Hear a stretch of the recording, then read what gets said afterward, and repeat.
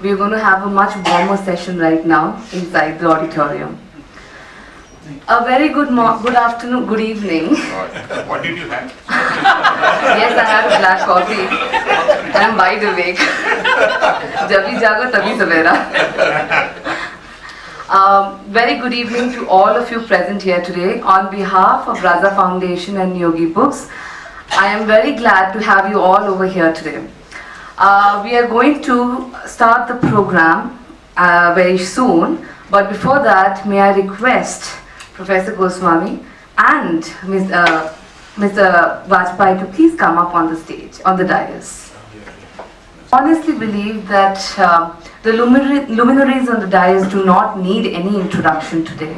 All of us are very well aware and know everything about them.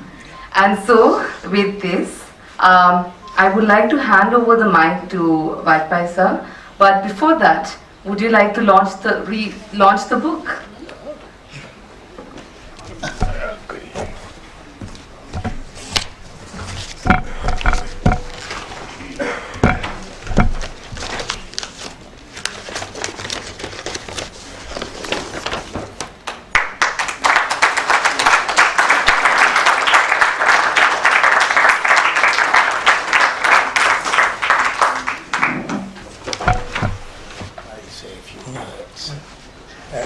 In your honor, if you may allow me.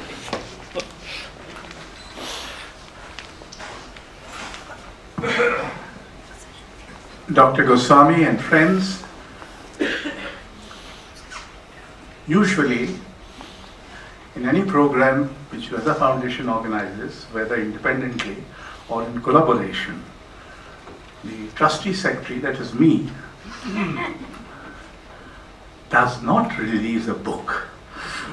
And however, because the Yogi Books wanted me to, and Dr. Goswami also desired, so I thought, although I'm hardly inadequate in stature and achievement and in the expertise on the theme of the book, I agreed to do so.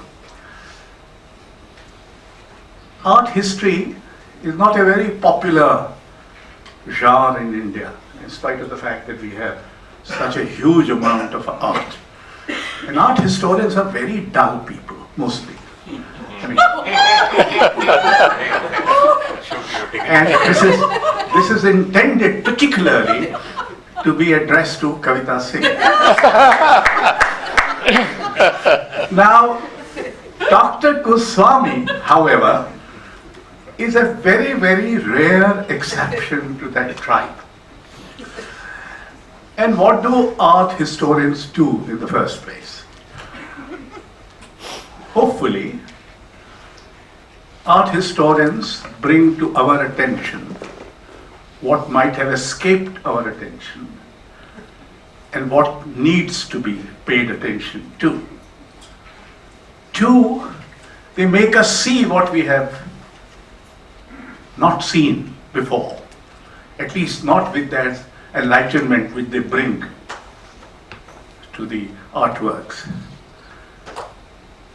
And art historians discover for us what we never knew existed in our own huge repertoire of arts in this country. And Dr. Goswami surely is one of them who has done this all through.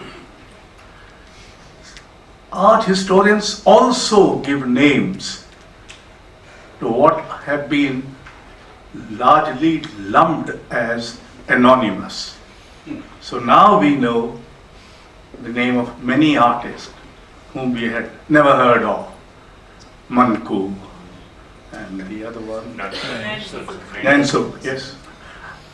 So it's a art history is a very important way of renewing our memory, re-energizing it, making it more sensitive, and see that things happened before. We suffer from a lot of amnesia these days, particularly organized amnesia, but even when the amnesia was not so well organized, we did suffer from it. And therefore, the art historian's job is also to puncture the arrogance of amnesia and to remind us what has happened before. That you are not the one. Agle zamane mein koi mir bhi tha. And this is what Dr. Goswami has been doing. Now, miniatures. When the moment miniatures are mentioned, you think of North India. Pahari painting, Rajasthani, Kota, Bundi, this, that and the other. One doesn't think of the South at all. And the fact is that there is a similar tradition. And one of the things that Dr. Goswami has pointed out, it's very interesting, that in the North, from miniature, the murals developed. In the South, from murals, the miniatures developed, painting developed. So that's an interesting insight. The second is, in these paintings, if you look into the book, company is present in terms of soldiers and things of that kind. But company school is absent. There is no company school, influence of company school. And thirdly, there is these artists, whoever they were, do defy or at least ignore the European sense of time and space. They create their own.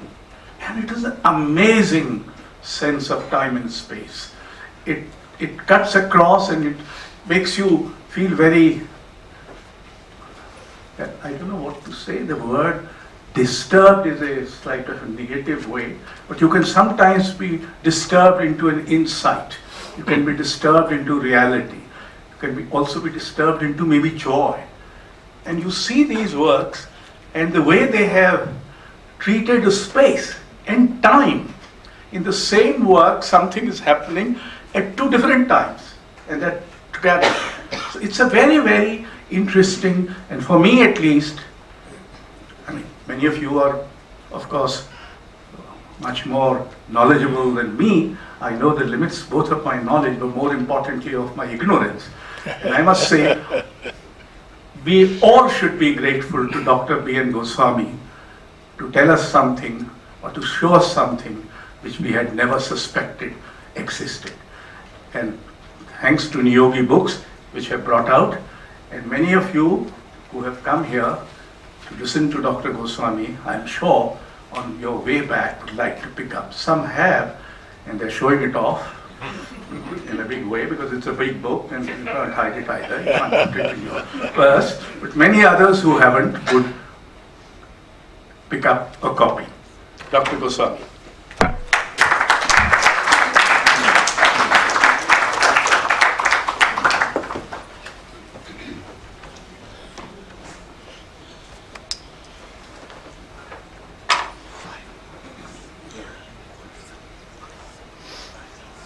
Thank you very much, Ashokji, for this very perceptive and very scintillating remarks that you made. I'm very grateful.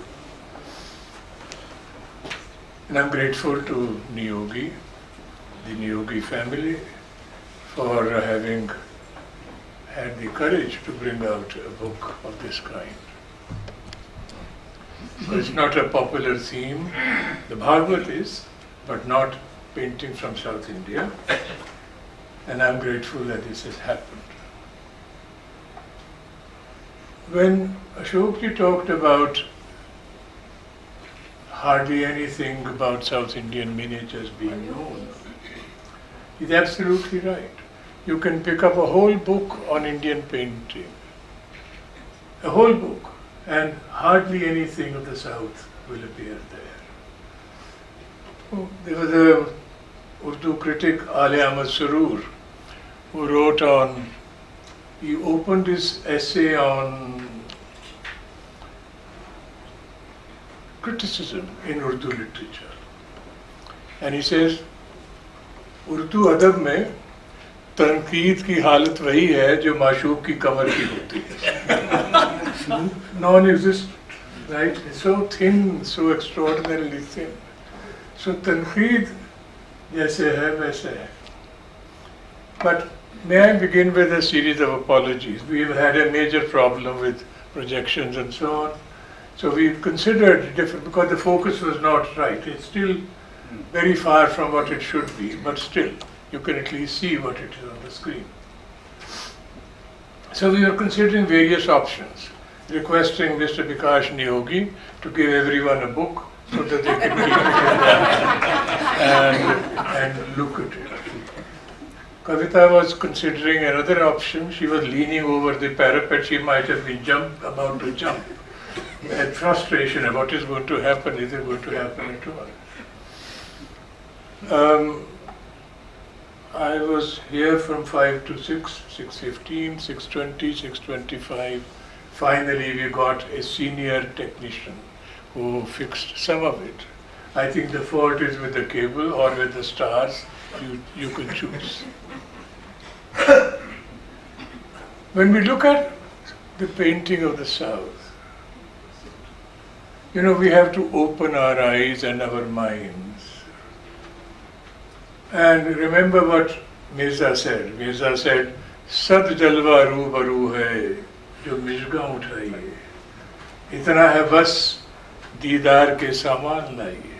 There are sights without number out there. All that you have to do is lift your eyelashes a little. That's all that you need to do. Sad jalwa roobaru hai, jo mishga uthaiye. How do I come to, I'm completely ignorant about the South. And certainly I don't read the script, Kannada, in which this particular text is written. Fortunately, the Kannada is only a transcription from Sanskrit into the script. So the text is from Sanskrit, which I know a little, and I certainly have translations that are available. So I availed myself of all those and so on.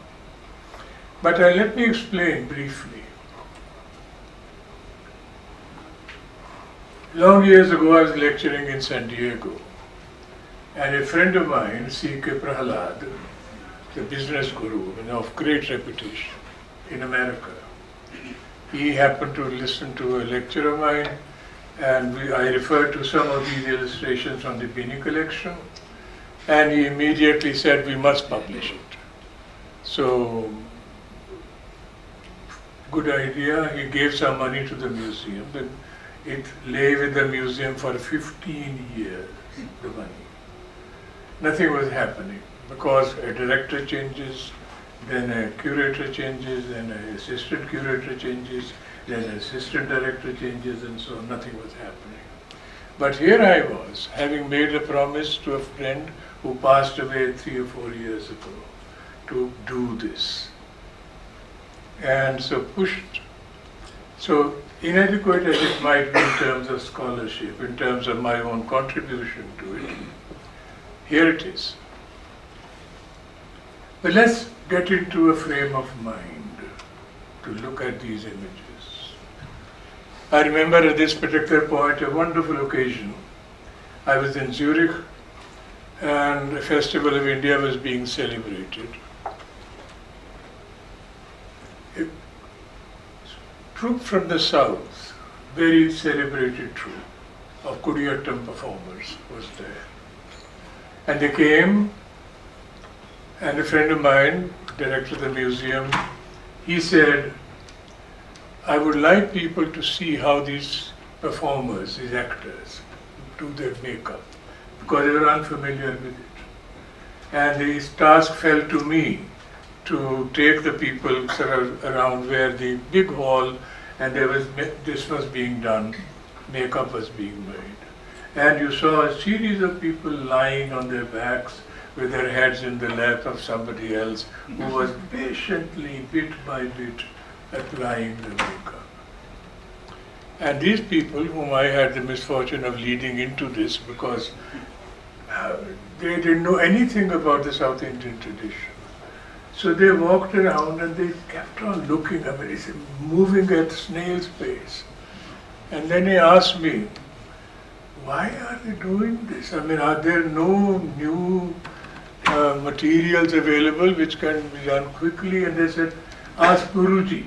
The Guruji was there. So I mustered a lot of courage because the Guruji looked very stern. And I said, these people want to know why is this taking so long? And the Guruji said, Chacha, they don't know anything.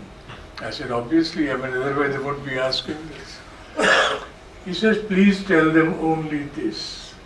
They're lying here because they are preparing themselves to enter the world of the gods this evening.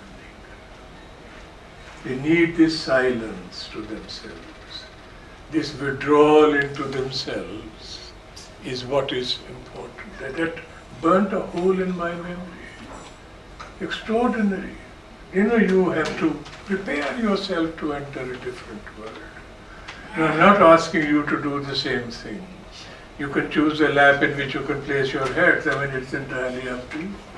But the point entirely is that we really have to get into a very different frame of mind when we look at anything which is done with as much conviction, as much a sense of belief. The conviction is that this is the way it must have happened. We are not imagining this. The sense of conviction that comes through this particular manuscript is astonishing. There are weaknesses of drawing in this particular series, as we shall have occasion to see. But the conviction shines through, absolutely shines through, like the sun hiding inside that golden egg and so on, and it just comes out in this fashion. So that is what is unique about this particular manuscript to my mind. That is what we have in a certain sense to internalize within ourselves, prepare ourselves to receive what the painters conceived of, put into this and so on, in the fashion that they do. We have no idea who the painters were. A few names float about in the air. Yakanna and so on and so forth, Atanna, but no name appears. No name appears here at all. But we know that this was done for a ruler of Mysore, Krishnaraj III, Krishnaraj Mummadi means in Kannada the third. There was a Krishnaraj II before him. And this man became the ruler of Mysore at the age of 5. Hyder Ali had died. Tipu Sultan was taken care of by the British, 1799. The throne was vacant. And the British were looking for somebody to occupy the throne. Legitimacy belonged to the dynasty, the Vodiyar dynasty, and this young boy, 5 years of age, was pulled out of nowhere, living in Pinduri before that, and put on the throne of Mysore. He grew up slowly and turned out, for 26 years they left the administration to him. But in 1831, the British withdrew all his powers, administrative, whatever, financial, and it was only a king in name. He lived for a number of years after that, but 1831 is the watershed moment in the history of Mysore, because that seems to be the time when he started pouring all his energies into the patronage of the arts. A tremendous amount of work was done under him. Poets gathered around him, writers gathered around him, painters gathered around him, and so on. So a body of work which is unprecedented in the history of Mysore was created at that particular time. This manuscript, to which I draw your attention, is one of those great works which was produced at that particular time. This manuscript obviously belonged to the Royal Library, and the Royal Libraries don't remain royal or remain libraries in our country for too long, because they have been slowly, one after the other, they have been smuggled out and so on and so forth. So we know that a number of manuscripts which are scattered are there, right? This is one of them which landed in London, and it was bought by Ed Binney, who gifted 1,500 paintings to the San Diego Museum before he died. And this manuscript, when I saw it for the first time, immediately, struck a chord. I published 3 or 4 of these images in a book of mine, a catalogue, but then we decided to publish the entire thing. I'm sorry, this is a long sort of a story that I'm telling, but we must turn to the pictures themselves. You'll be disappointed, like I was, to see the quality of line in some of these. The line is not as, Rekham Prashasante Acharya, as the text says. The connoisseurs always hold line, drawing, as the highest value in a work of art. The Rekha is very weak in a certain sense, in many places. But when the master painter himself attends to a particular figure or a series of figures, you see that he knows what he's doing.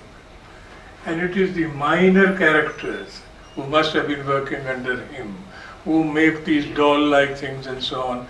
So you'll have to prepare yourselves to neglect the weaknesses of drawing in this, but color. Rang ka umda hua sailab hai har subagar. Ruh ke andhe musavir ko kahan pehchan hai? There's a kind of a tsunami of color in this particular series. Color is the value. Color is something that you cannot possibly neglect, because that is what comes through each time that you're confronted with this. The second thing, this is not the Bhagavad, the entirety of the Bhagavad. The Bhagavad is 18,000 shlokas, 12 skandhas. Generally, when we see the Bhagavad Purana in illustration, then we always think of the 10th skandha, where Krishna's story is being told, right? The 10th skandha, however, is in 2 parts, the Purvardha and the Uttarardha. The first half, the second half. There's no Krishna of the first half in this book. There is no enchantment. There is not a flute in the hand of Krishna. We'll see Krishna in this, right? But now the second half deals only with his life when he's become the king of Dwarka. And as the king of Dwarka, he has to do different things than enchant gopis in the forest of Vrindavan or something like that. And so he has to fight battles, he has to escape with his life, he has to run into a mountain which is set on fire by the enemy Jarasandha and his forces and so on and so forth. He runs, he saves himself and so on, like that. Forms alliances, does this and that and so on. So there's none of the enchantment, none of the thing that we associate with the life of Krishna. You will see a more mukut here, you will not see a kati kachani, you will not see a pita vastra or anything. More mukut kati kachani, karmurali, uramal, ehi banak mo banvaso, sada bihari lal. No more mukut in this, none at all. So what are we looking for? What is extraordinary about this particular manuscript is that the painter is creating a world which he believes Krishna lived in. To create a forest and put a flute in the hand of a young enchanter is not all that difficult. Here, things are different. The innovation, we use the word Devanagari for the script in which Hindi is written. What does Devanagari mean? It belongs to the Nagar of the Devas. It is the divine script, right like that.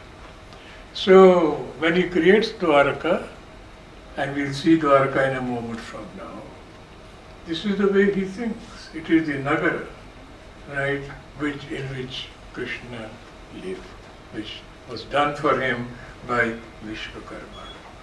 Just notice this particular painting, because it appears you can't escape it if you have a book, because it is right on the cover. So there we are. The mountain has been set on fire. It looks like decorative flames all around and so on. And there are people running about inside the mountain. Some people raising their hands, some soldiers looking for where is Krishna. Krishna, along with Balaram, has hid himself in the mountain. But we do see him right at the top, the very top. Right? He, dark complexioned, and Balaram, his brother, fair complexion. And then after they have searched for him and he thinks they are zeroing in on him, he jumps down. And we see them again at the bottom right. So they are escaping from even this mountain. But let's see. This is Dwarka.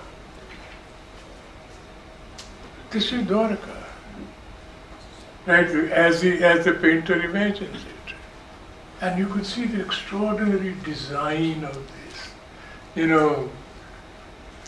concentric rectangles. But, there are 7 levels of, extraordinary imagination. Outside, there is a fortification, as you can see. Then you get into one area, then another sort of area of the city begins. And, somebody must have seen Jaipur of that particular time and so on, this grid pattern and so on that you see. But something like 200 figures move about in this particular double page. All kinds of things are happening. The soldiers are moving, domestic quarrels are being, in a certain sense, brought to light and so on. People are running towards having the darshan of this particular god and goddess and so on like this. And in the center, the very heart of the picture, the Yadavas, King Krishna is not the only king. The Yadava, colleagues of his, they hold their own courts. But some puzzling things. I'll show you a detail in a moment, something which puzzles me greatly. This is the left half of the painting. There is a flagpole, as you can see to the extreme right, on which there is an animal which seems to be descending. A black panther-like thing. Some yali, some curious figure. I've asked a number of people, what is this? Nizarpattu? What is it? What could it be to ward off the evil eye? We don't know, we have no idea. But there it is. Now, each detail needs to be lingered upon. This is the right half of the same painting, double page. Now you have to read it very, very carefully, from top to bottom, bottom to top, like that. So it needs a great deal of concentration, but when you see it as a double page, it makes an immediate, it is the opening folio, more or less, of the second half of the Bhagavata. Now the Bhagavata is no ordinary manuscript, no ordinary text. When the painters undertook that, or the ruler sort of asked them to do this and so on, there must have been a serious consideration. The Bhagavata is the most eminent among all the 18 Mahapuranas, at least in the eyes of the Vaishnavas. Right? The Bhagavata is not even referred to as the Bhagavata. I am committing sacrilege when I say it must be referred to as Srimad Bhagavata, right? Like the Quran Sharif, right? Like that. The adjective has to be added to that. So, the Srimad Bhagavata is a text which is, referred to. You get to the text and you get this kind of sense of jarjari. Now, if you go to the northeast in Assam and so on and so forth, Shankardev set up shatras in which there are no images, only the text, like the Guru Granth Sahib, is placed in place of eminence. That is, it is worshipped there, receives the greatest possible reverence. Bhagavad Saptahs are held even today, all over the country, for 7 days, because it took 7 days for the Bhagavad to be recited from Vaishukadev to Parikshit. So the 7 days, somebody sits there and recites the Bhagavad from morning till evening and so like that. So the Bhagavad is no ordinary text at all. So the responsibility that the painters must have felt, that the ruler must have imposed upon them, Krishna Raja, the third and so on, must have been enormous. This is what the cover of the book is. Moth-eaten, as you can see, insect-eaten, wormholes everywhere. There was a text which was embroidered, as you can see, but it has got frayed over the time, so some librarian, of the goodness of his heart, has pasted a thing, written in his own hand on paper and done that. This is the seal of the Raja of Maharaja of Mysore. His Highness, you know that the British have arrived, it's all in English, and underneath Raja of Mysore. There's the seal. So there's no doubt at all that the manuscript must have come from the Royal Library. This is what an ordinary page looks like, without any text, without any illustration. This is what a page looks like. An illustration should have been there. It has been conceived of but not done. This is what towards the end, the space has been left, and then there's a kind of a label, like the Surah of the Quran Sharif, written like that and over there and so on. And this is young Krishna Raj at the age of 5. Engraving by Francis Buchanan, who was roaming about in that area at that particular time.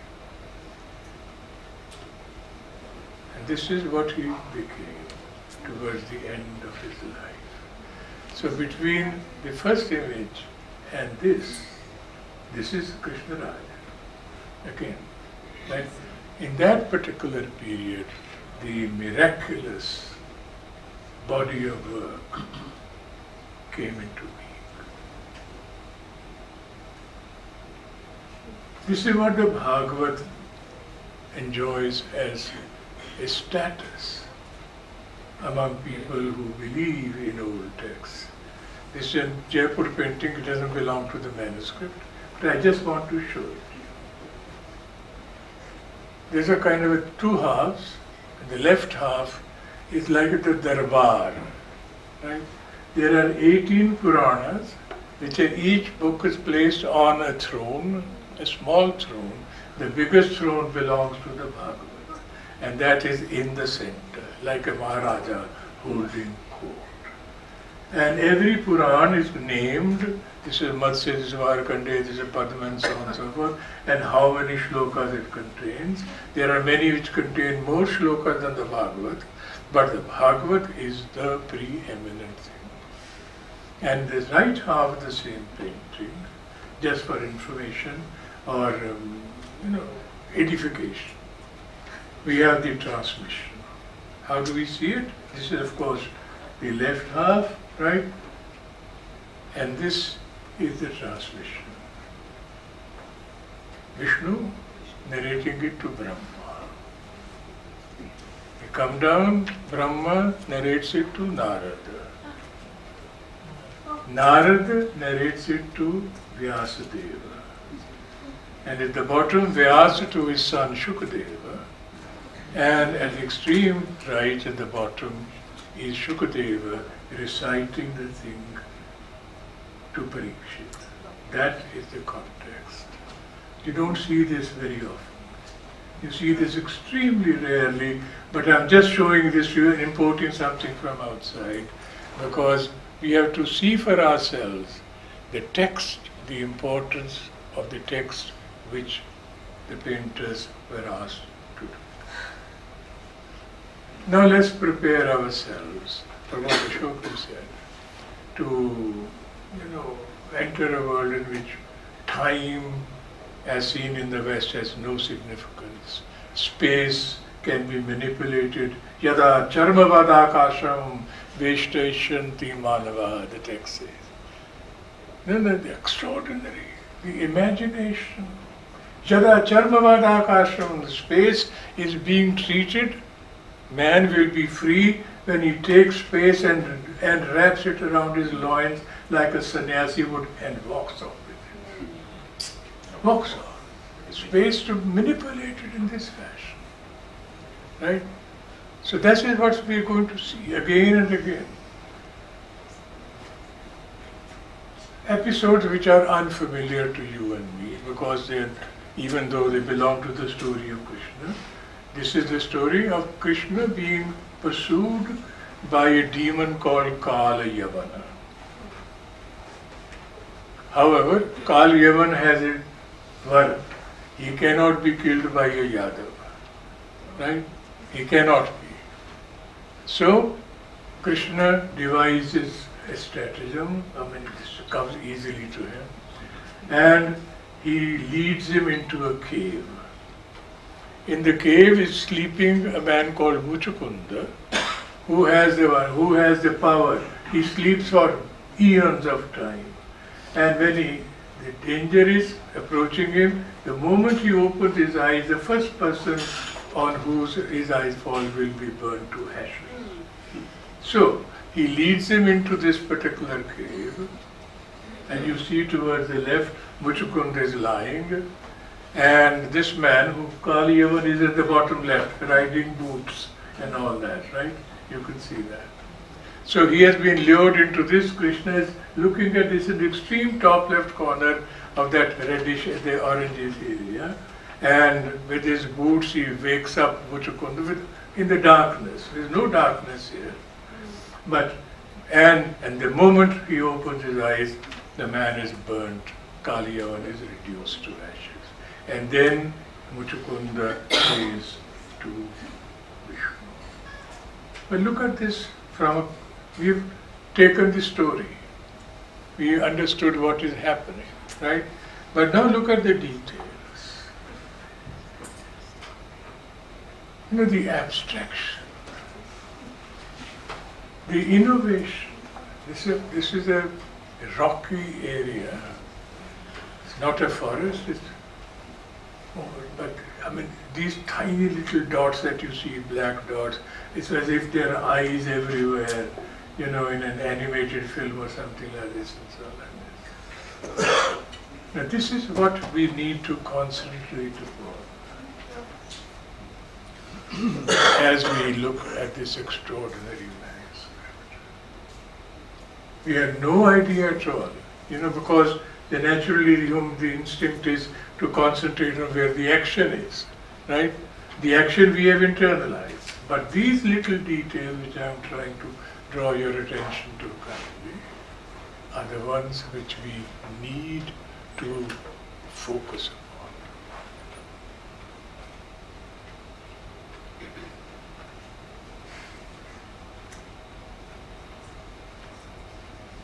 So it is no ordinary achievement.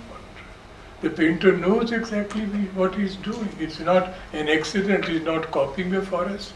He's not there with a brush in hand to paint rocks and so on and so forth. It is all happening in his head.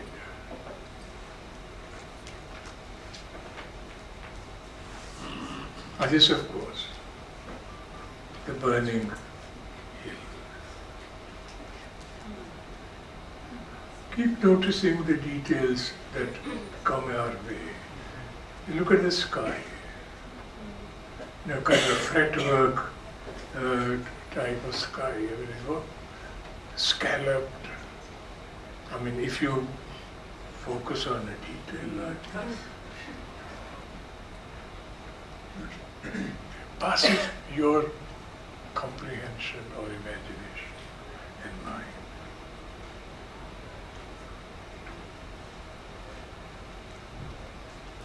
Another episode which is very, very rarely, I have not seen anything, and this episode is of the recovery of a gem called Shamantak, and the story is about the Shamantak gem having passed from one hand to the other and so on, and ultimately Krishna has to retrieve it to save his reputation, because it has gone around that he's the one who owns it.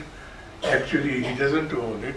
It has gone into different. Satyajit has it, and Satyajit sort of is killed by a lion. The lion owns it. The lion is killed by a bear king called Jamavanta, and Jamavanta is the one who now has it Krishna recovers it from Jamavanta in order to save his reputation from the people. Now look at this from a little closer.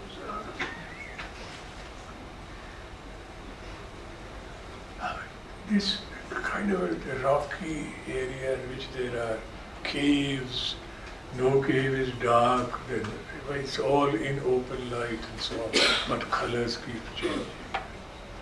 Now just look at the drawing of that particular animal, the lion which is being sort of torn into bits by Jamavanta. Satyajit has tried to kill the lion, but in turn gets killed towards the bottom left. And then, since he has this in his hand, Jamavanta also did. And after recovering the gem from the particular, he brings it into his cave and dangles it in front of his child as a plaything. People have been killed one after the other. And now another page carrying the same story on. I'm sorry, I must be sounding like a Dastan Go. I'm telling you one story after another. But one really has to, in a certain sense, get the context of these particular images. Now just this is one of the finest pages in the entire manuscript.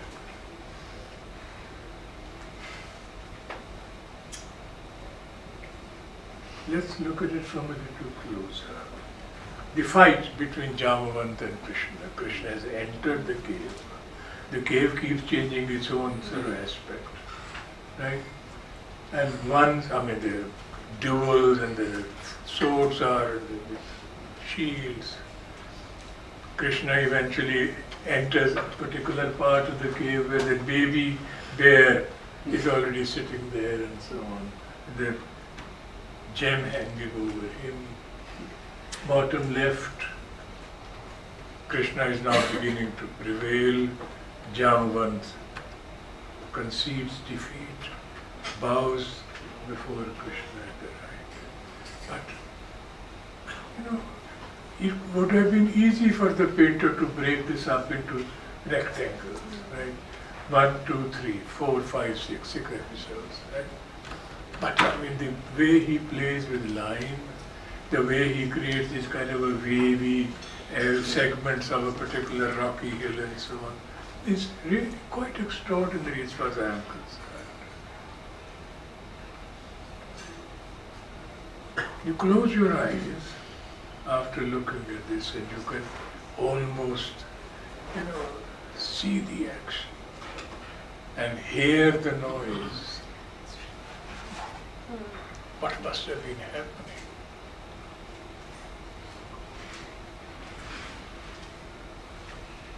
You can't miss the anger in Krishna's eyes. You can't miss the fact that Jamavanta helplessly holds an uprooted tree with which to counter the attack of Krishna. Complete picture in itself. And this is from the same painting.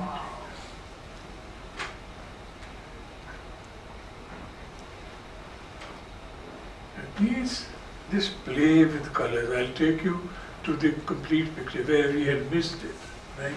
This particular detail. Right at the top right, that tiny little segment is what we were looking at.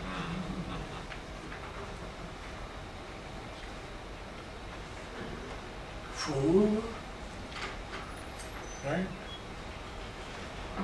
Matis, there are.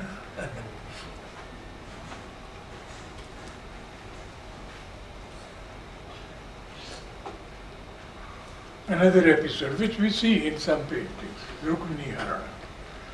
Krishna has abducted Rukmini, but before that, Rukmini is called into the Swayamvar Sabha, and this is what we see. Now, this is what is going to trouble you and me.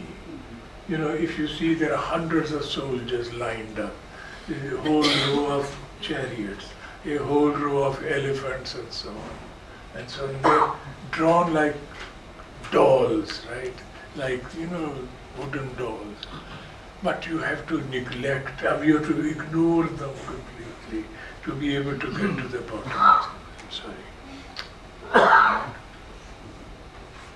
This has a will of its own.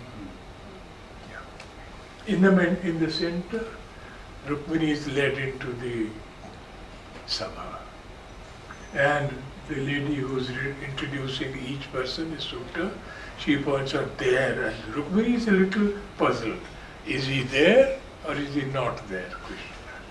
And she raises her hand to her brow, but the other one says, no, he's there. And he is. Top right. Distinguished from everyone else by his complexion, if nothing else, right? Now look at these soldiers. I mean, they are really gudiyas. I mean, with doll-like things and so on. But you have to, as I said, to, make a mental effort. And it's not too difficult after some time to forget that they are there. And then all hell breaks loose. And when Krishna disappears, runs away with Rukmini, then this is what happens. Carnage. Total carnage. I mean, heads are without number are rolling about and so on. Limbs severed are being pecked at by birds of prey and so on and so forth. And you see the same figure again and again. And this is what happens immediately afterwards. 3 great warriors challenge Krishna. Shishupal among them, Jarasandha among them. Where are you taking Rukmini? And the painter splits this up into 3 registers and we follow it. Once Krishna and Rukmini in their chariot and one adversary. Then we change, the background color changes completely. The figures remain more or less the same. You can see, the singing sort of the arrows which are in the air and the gadas and so on and so forth. And then we come to the very bottom, the color changes again, the background changes again a bit and so on.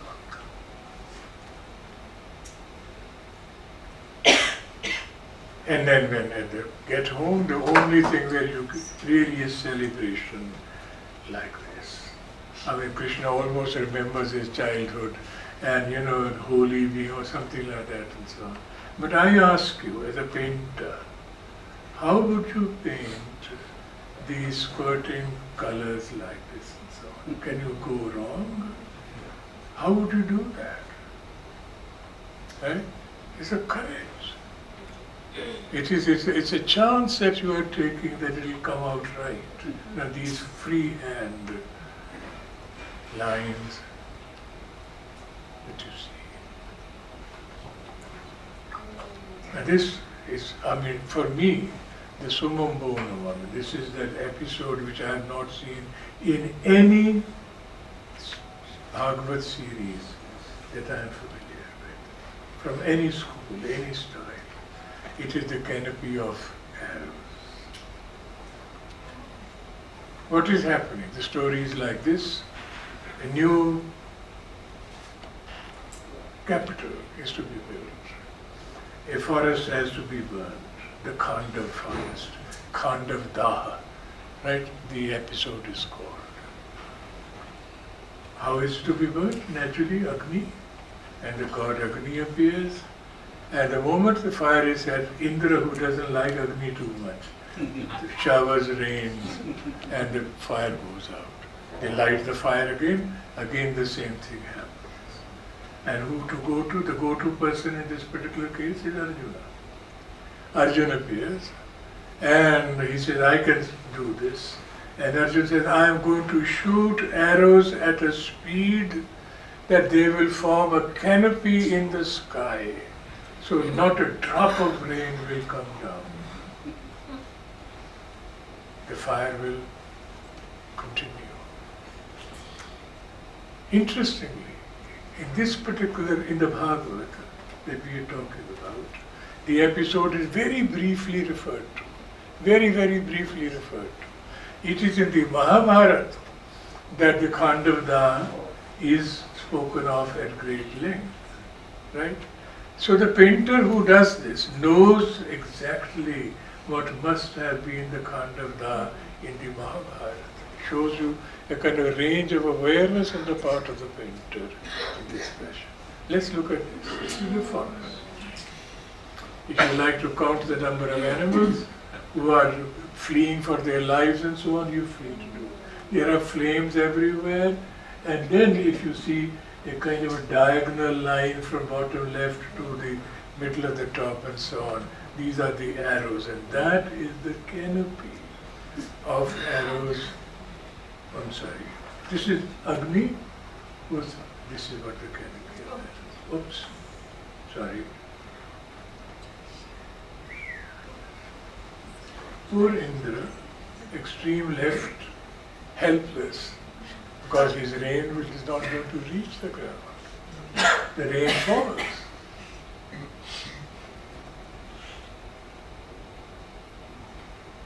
I ask you, there are art historians here and there are learned people here who read the Bhagavad, seen the Bhagavad.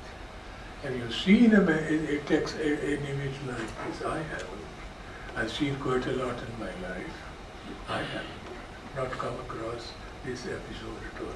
That's not the point I'm making. I'm saying this is the excitement of this particular manuscript. You see this again and again and again.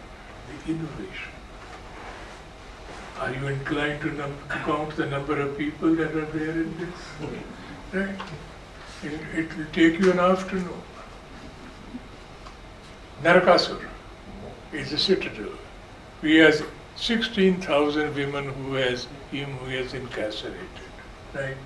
And he's an evil man, and Satyabhama says, let's go and attack, and so on. And Krishna on Garuda mounts. This is what you see, second, left half of the page. Right half of the page.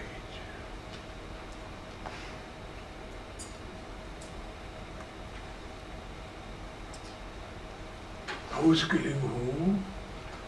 How many are dead? How many are dying? How many are threatened? And this is extraordinary. And what is extraordinary at the same time is that boat on the sea outside the citadel, which has a Union Jack fluttering from. Yeah. You and I are surprised, right? And I'm amused by this naturally. But, I mean, when Nanda appeared wearing a Mughal Jama, right, we don't bat an eyelid, right? After Nanda did not wear a Mughal Jama. Right? So there are things, I mean, you imagine, you are placing figures historically or in your imagination in a particular period or something like this and so on. So the painter says, I mean, there are people, Union Jacks all around us, and so why not bring one in?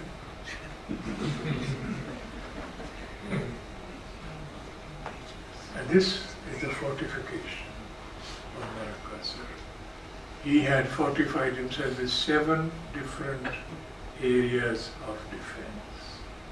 Fire, water, rocks, pits filled with spears and arrows, and of course the masonry.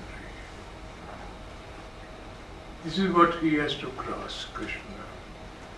And these are the elephants who place in at the gates which he has to cross in order to get to Narakasura.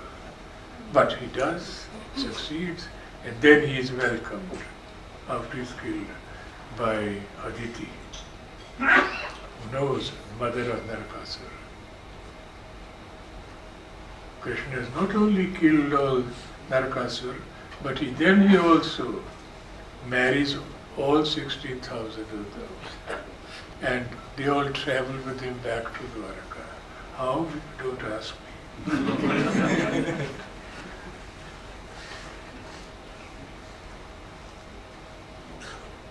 Mitra Vrindavan, another wife of Krishna, has to be one in a Swayamvara. And the condition is, there are 7 large bulls, right? There's no reference to Spain, right? Who have to be mastered by one person. And Krishna has to meet that challenge. Just look at the quality of drawing. This is a master painter.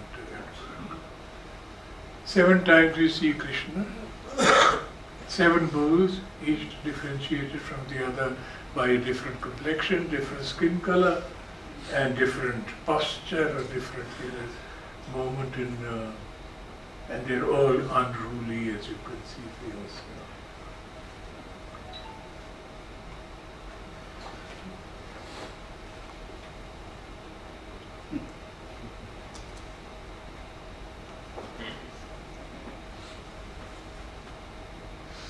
You can't fault the line here at all. Battle between Krishna and Shiva. The story of, Usha Niruddha. And in that, when father of Usha, Banasur, the demon with many arms, when he is losing his mother, so to speak, some, adopted mother, she throws all her clothes off. Naked, she comes and stands in order to divert the attention of Krishna. And Krishna looks away, as you can see at the bottom left. But look at the drawing. This figure is done by the master painter.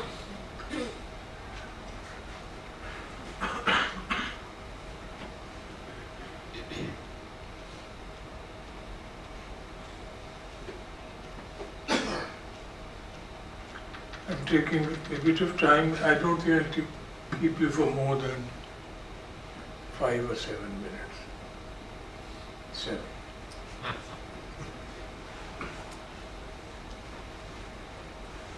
Story of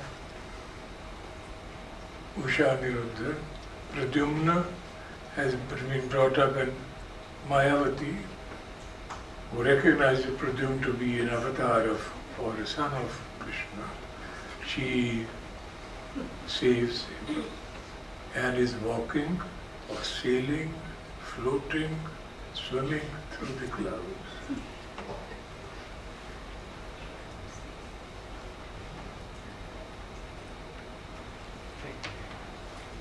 And this is the animal that I asked you to identify for yourselves or for me. So there are these puzzling things.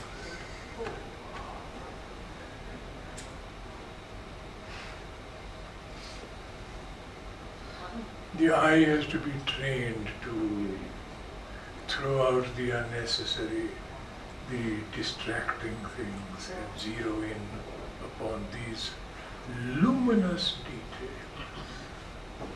Absolutely luminous.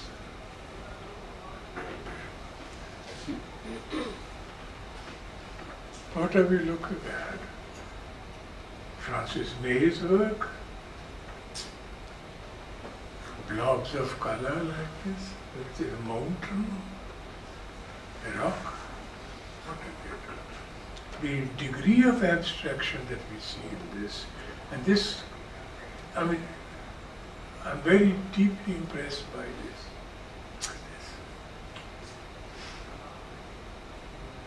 You will recognize the trees, of course, but what else is that?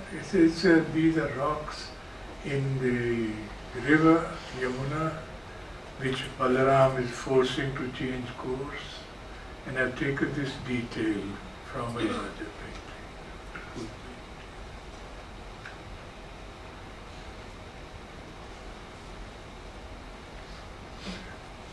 I think it is without a parallel, this kind of degree of abstraction that you see here. This is from the painting. Balaram angry, he's angry at every step. He just is a very, very short-tempered gentleman.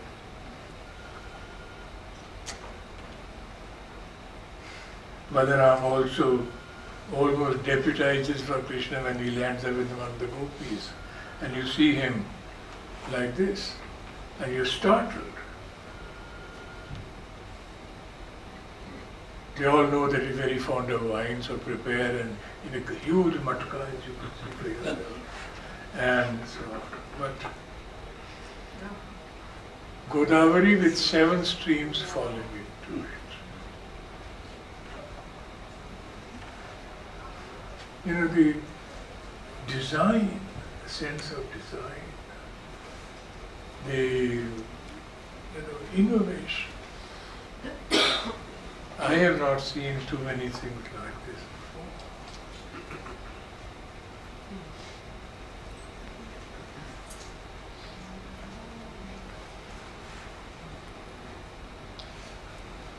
Usha is trying to recognize Aniruddha, whom she has dreamt of. And if you look at the detail, in the center, Chitralekha, her friend, has produced hundreds of images of eligible princes. And she looks at one particular, you could see the oval frame taken off a British wall or something like that. So, like in the top portion, you can see Chitralekha showing her this. And she recognized, she is puzzled. Looks like it, but it is not exactly the prince that I dreamt of. Maybe her father, maybe a brother. And then in the lower portion, she recognized this, she says, is it. And then she takes that image to her side and starts talking to it. Tasveer teri dil mera pehla nazar. Usha picks up the sleeping Aniruddha and flies off. At the bottom, she recognizes. Towards the middle, she raises the whole bed, and then towards the top, in that very squiggly kind of a sky, she is flying back to Dwaraka. The chandeliers, the Georgian architecture, whatever it is, and so on, you recognize. The design. This is Pradyumna fighting a whole group of enemies who are in chariots. Look at this.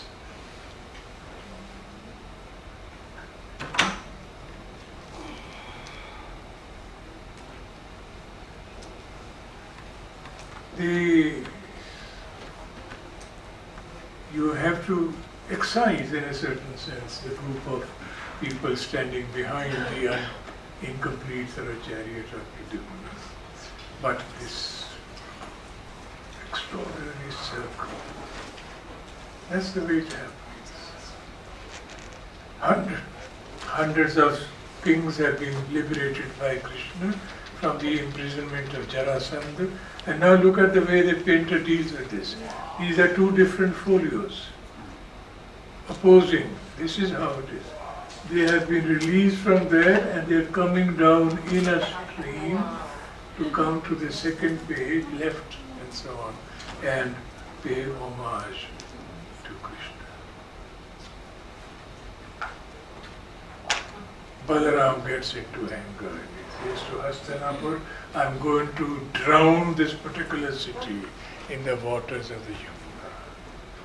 And he picks up his plowshare. You could see that he's capable of doing it. You could see that this is the whole city sort of at tilting, and everyone is running out of fear as to what it looks like.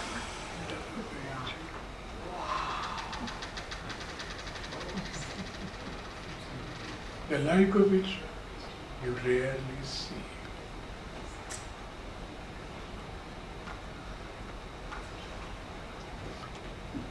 What I'm saying is, this is a part of a series, this particular volume. There are other volumes which exist.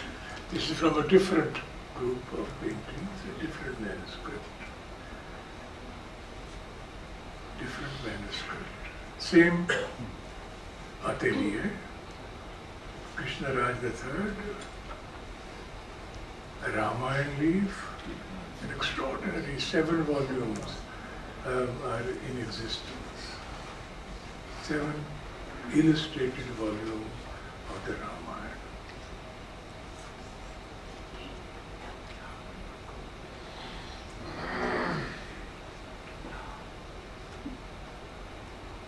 छूती नहीं मुझे परे जिब्रील की हवा, ऐसी बुलंदियों पे उड़ा जा रहा हूँ. That's what the poet says. I am at an elevation, I am at a kind of a level where the wings of Gabriel can't touch me. ऐसी बुलंदियों पे उड़ा जा रहा हूँ.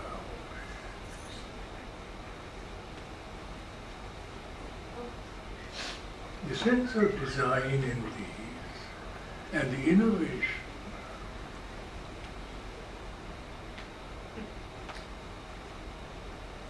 Chamunda, presenting the heads of Chanda and Munda to Durga. And if you have the stomach for it, here we are. Worlds being swallowed in, multitudes disappearing into the mouth of the goddess. All from the same stable, the same atelier of Krishnarajan III. Is he looking at us? What did you do to my manuscript? I have grown old. Thank you very much.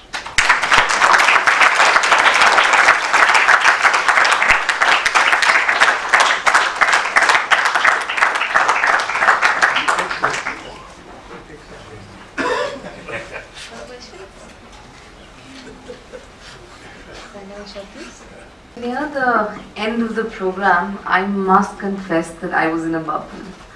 I almost forgot to breathe one moment, and I was enchanted by everything I heard and saw. And the bubble bursts now, as I have to give the vote of thanks.